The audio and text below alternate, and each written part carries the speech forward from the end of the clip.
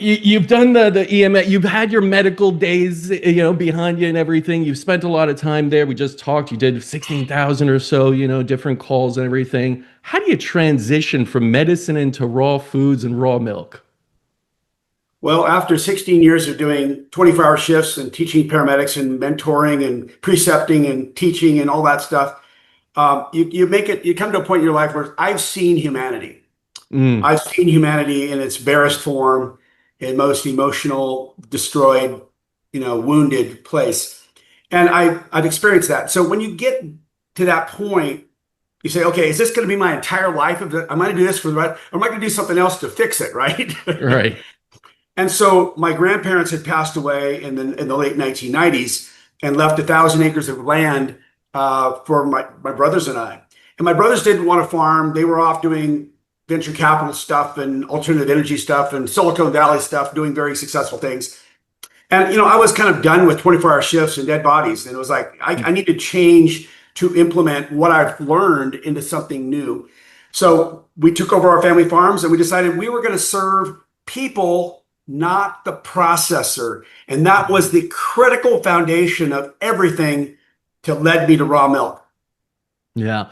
And could you go into the history a little bit? Because I was doing a little bit of research and, there are people out there that called out the Rockefellers of the early 1900s as the people that started to change the whole milk industry and why we thought of raw milk as something. But listen, throughout history, we've been drinking all types of milks that were unpasteurized. Louis Pasteur came around, pasteurized and changed. But can you go into that history? Where did things start to really change from this idea of just drinking milk directly from the source to having to process it?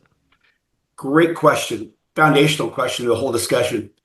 Um, Scientists tell us we've been drinking raw milk from other mammals, whether it be cows, sheep, horses, camels, reindeer, for about 12 to 14,000 years, someplace in there, in various places around the world, including the Maasai, Mongolians in Mongolia. Literally every race in the world had a contact with some kind of mammal that they domesticated. And that served a really important evolutionary purpose because if you had a portable source of whole food nutrition, you didn't starve. Yeah.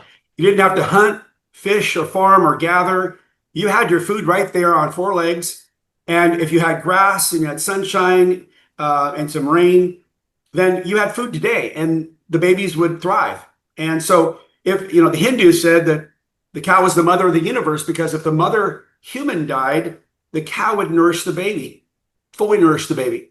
So a long, long history of drinking raw milk. But let's fast forward to, let's say, the 17 and 1800s. New immigrants came to America. They brought cows with them. Jamestown had cows all over the place. Every other house had a cow. So it was a very, very local, very domesticated, very connected, the macrobiome, microbiome connection between cows and people.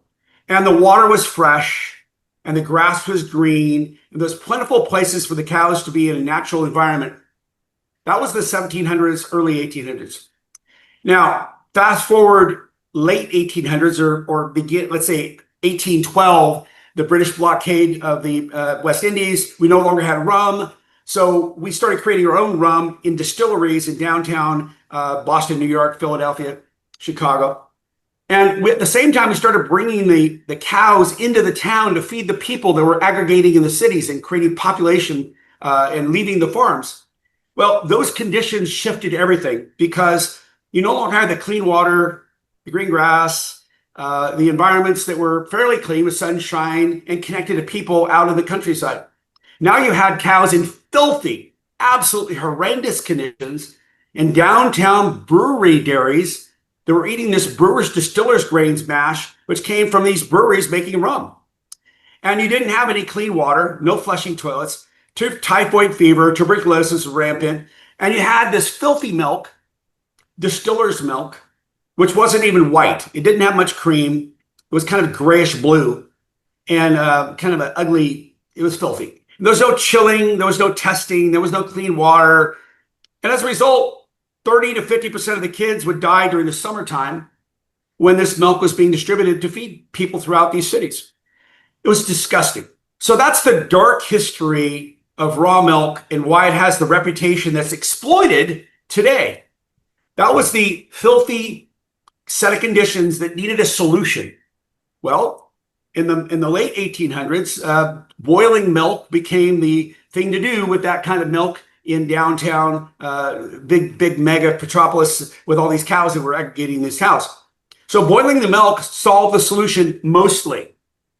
Because you had filthy water, you also had other issues as well. But nonetheless, boiling milk seemed to be the solution. Well, parboiling was brought in by Strauss in 1893 as a technical solution to bringing this brewery distiller's dairy into these depots in every community where they take this filthy milk and just boil it. And that was the solution that evolved quickly into pasteurization in the early 1800s, which was a technical solution to literally a filthy problem in the 1800s. And to quote Dr. Bruce German at the International Milk Genomics Consortium at UC Davis, he said, pasteurization is and was an 18th century solution to an 18th century problem. We could do a whole lot better. Now, in 1893, a guy by the name of Dr. Henry Coit said, wait a minute, we got this milk out in the countryside that's very clean, water's clear, everything's good with pastures and the conditions are good.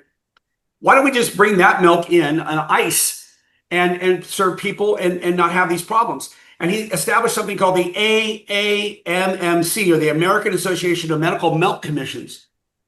And that milk was certified milk. And to this day, there's actually laws on the books across the United States for certified raw milk. Not all regions have access to it because the laws have been superseded with pasteurization laws. But nonetheless, California still has these laws in the books. So interesting that for literally from 1893 to 1999, 106 years, there was certified raw milk available in America. And the last certified raw milk dairy was Altadena in Los Angeles. So, and they went out of business in 1999 and sold their businesses for real estate and went on to do other things. But interesting to note, that was the beginnings of when I started raw milk was in 1999, using the high standards that California had under the certified raw milk, which started in 1893. But you could see this massive bifurcation in the late 1800s, filthy milk needing a solution for cheap milk, and the more expensive milk, which is harder to produce, that was actually being tested. Remember that in the 1850s, 1860s, the microscope was beginning to evolve. And you looked into things and saw, oh my gosh, things are moving around. And they identified bacteria. So when you were able to take a microscope and look at milk and see that, oh my gosh, that doesn't have that many things running around, or that one has a lot of things running around, you're able to do some testing to know whether milk is clean or not. So that evolved into all kinds of technologies with testing later, of course, but you can see that there was a dark history. Today's processors exploit that history, and the FDA ignores clean raw milk because you make a lot of money on dirty milk and just pasteurizing it because you can cheat the farmer. It doesn't matter the conditions on the farm. You can get that milk from anywhere, literally, and put it in a tank along with everybody else's milk, commingled together, which is super important to understand. You commingle milk from 50, 80, 100 dairies at a creamery, and then you cook the heck out of it.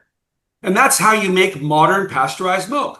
And that's the standards that skews filth. And that's the FDA standards for raw milk for pasteurization. Now, raw milk for human consumption, completely different path. You never commingle your milk with another dairy. You always own the milk yourself. You take complete responsibility for the health of the cow, the conditions where the cows lay down, how you clean the udders, how you put the machines on, not catching manure or flies. The conditions matter a lot. How rapidly you chill the milk, how clean the pathway is, the milk, no biofilms. You chill the milk in 2.5 hours at 50 degrees, or you chill it at 2 minutes down to 36 degrees. Completely different standards. And then at Raw Farm and many farms that produce raw milk now, we test milk. And at Raw Farm, we test it for pathogens using our own PCR lab with the Thermo Fisher lab on farm. So every batch has a certificate of analysis showing that it's pathogen free. So you can see a massive difference between the standards. Standards could kind of be a boring word, but standards really, really matter when it comes to raw milk for human consumption versus raw milk for pasteurization. So that's the real quick snapshot. I can belabor this in the next 4 hours, but it's just a really important thing to recognize that the conditions the cows were in prior to the 1700s, going back earlier with green grass and clean water, it changed the conditions in which humans could literally exploit and dominate, or I should say, domesticate animals and safely consume it, versus that really crowded, filthy conditions with the wrong kind of food, with just everything going wrong in the 1800s. Yeah, it's really interesting that this whole thing kind of revolves around Louis Pasteur, who was the germ theory guy, and then others like Béchamp and others were really the terrain. And everything you're Yes. saying here is take the cow out of the proper terrain, and then you got a problem that you probably do need pasteurization, but leave it in the right terrain, and it's totally fine and better for you. The terroir absolutely is critical. The Yeah, background, which is literally the macrobiome, right? right. The milieu, the background flora, where you're living and how you're living in sunshine and clean water is so critical. Remember that Pasteur never pasteurized a drop of milk. Hmm. Pasteur never did. He had the technology in France that was then brought in by Strauss to apply under the parboiling concepts to cook the milk to get rid of bacteria. So Pasteur, yes, he was very much the germ theory guy. And I think he had a little bit of regret at the end because Béchamp and others recognized that germs are everywhere. You have to make sure that you have enough of them that are friendly to make sure that they dominate those that are not. And that's Yeah. the background terrain theory of Béchamp.